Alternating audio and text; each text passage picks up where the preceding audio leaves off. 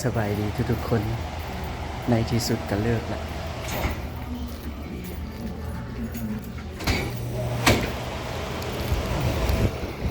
Thank you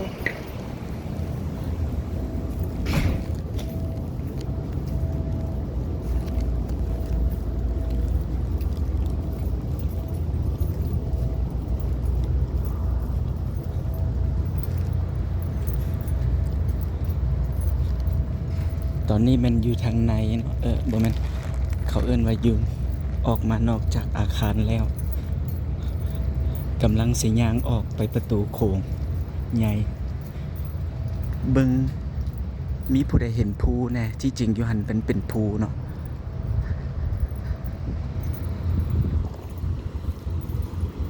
แต่ว่ามันมีเมฆหมอกเพราะว่าอยู่ประเทศลาวฝนตกแล้วก็อยู่นี่คันอยู่ลาวฝนตกยามใดแลอยู่นี่มืดครึ้มเลยก็บ่ถึงคันฝนตกดอก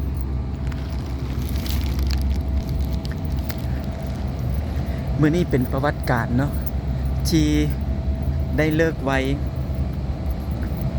เลิก11 โมง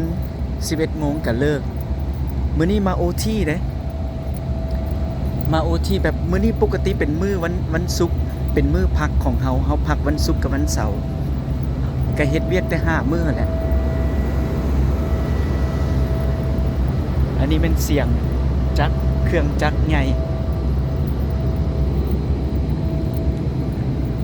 ก็มื้อนี้เฮ็ดเวียกที่จริงมา OT แต่ว่าเฮ็ดเวียกคือกันกับมื้อปกติเลยแบบว่า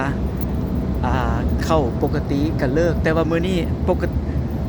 บ่ปกติปานใดแบบว่ามันเลิกไวเพราะว่าแต่ละเทื่อหันก็แม่นยามใดก็2 โมง 3 โมง 2 โมง 3 โมงแต่ว่าตอน2 โมง 3 โมงเช้าแต่ว่าตอนนี้หันแม่นเลิก11 โมงตอนค่ำกำลังสิย่างออกประตูคือเก่าหั่นแหละวิดีโอคือเก่าวิดีโอที่เฮาเคยถ่ายลงและอันนี้ก็แม่นกำลังสิย่างออกประตูโค้งเนาะและบอนนี้มันเฮาหากะย่างมา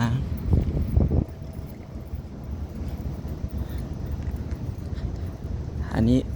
ก็มีตังนั่งยามนี้เนาะอยู่อันนี้มัน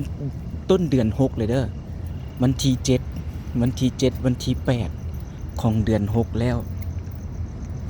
อยู่ประเทศลาวก็สิมีฝนตกหลายเดี๋ยวสิอธิบายให้ฟังเบิ่งก่อนเบิ่งทางออกก่อน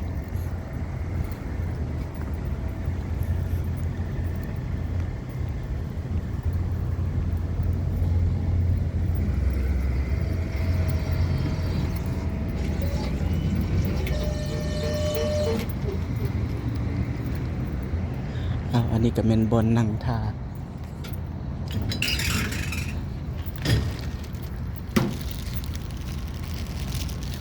ตามเคยเนาะ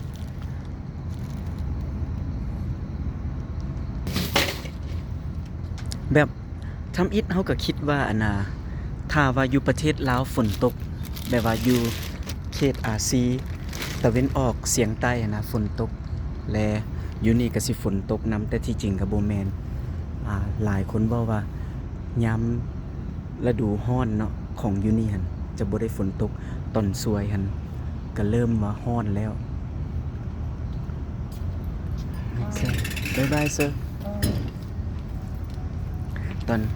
ตอนสวยก็เริ่มร้อนแล้วนะแบบว่า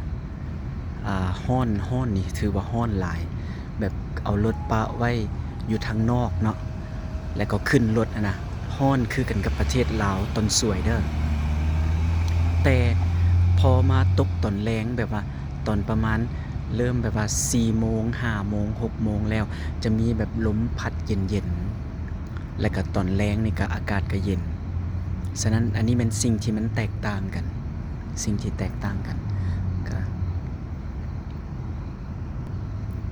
ก็ดีใจเนาะที่เลิกไว